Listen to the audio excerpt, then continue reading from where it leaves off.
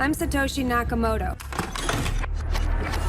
We're at a critical moment in the Bitcoin space, where it seems that the legal, regulatory, compliance, and legislative architecture is just beginning to get hammered out, which tees us up for broader adoption of Bitcoin in the US and abroad. Well, just a couple of weeks ago, the Biden administration signed into law an executive order on digital assets, which is the first action the administration has taken relative to our space. Most industry participants are supportive. There has been some criticism because there are parts of that EO that do seem to have a critical view and could potentially lead to regulations that could stifle our space. But I do think it was an important moment in policy making. We really embrace regulation at Prime Trust because we want standard rules. It's really difficult to work when state by state it's a little different. Even in the, is it SEC, is it CFTC who's going to be actually enforcing some of these things? It's really hard to innovate when you don't know what the rules will be in the future.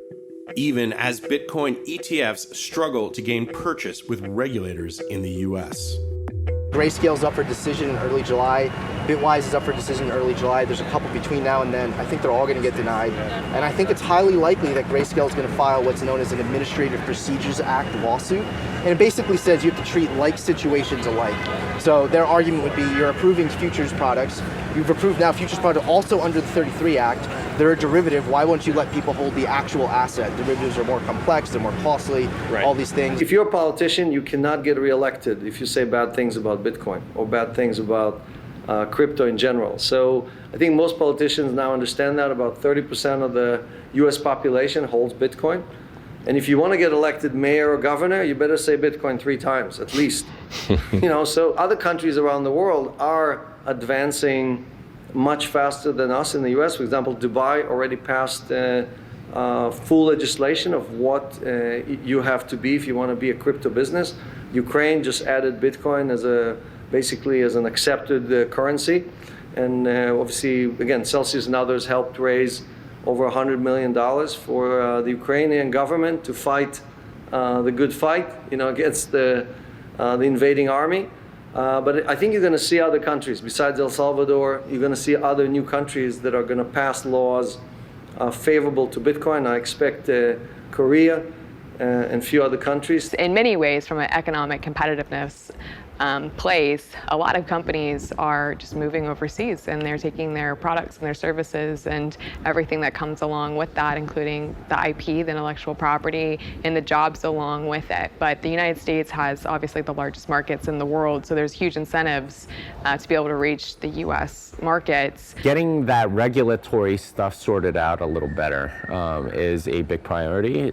This is why I'm part of the Bitcoin Today Coalition, where we're trying to, educate members of Congress. We're a 501c4, and other, staffers and people like that, regulators, to help them understand Bitcoin. Bitcoin has been largely absent from many of the hottest trends in crypto: NFTs, DAOs, social tokens. As Bitcoin core developers focus more on improving the basic functionality, security, and stability of the underlying Bitcoin network. I just see Bitcoin is just such a base hit with a total asymmetric return compared to anything else that's out there. So I'd challenge people to educate themselves as much as possible on what it is and why it's so important and the macro backdrop. Macro thesis on Bitcoin is that it is going to continue to allow countries, specifically countries who don't have stable currencies, who are controlled by reserve currencies, to start standing on their own 2 feet and really being able to use digital currency, Bitcoin specifically, as a way to do what they want to do that's right for their countries and not necessarily what's right and set by those of us who have a centrally backed global reserve currency. Bitcoin stands alone. It's freedom money in the truest sense. It's a safe haven in a storm of uncertainty in the world. It's got transparent, predictable, open properties that almost nothing else in this world seems to have these days, and that's really appealing. So I think we need to continue to do what you and Real Vision does, which is get the message out to the broad market and the masses. And anything we can do to help educate and get people to understand that this is a technological evolution. It is going to happen, right? It's not a question of, oh, well, maybe this will fail. No, this is an evolution of technology that is going to be as permanent as the internet, as the mobile net, the fact that we carry our phones 24/7.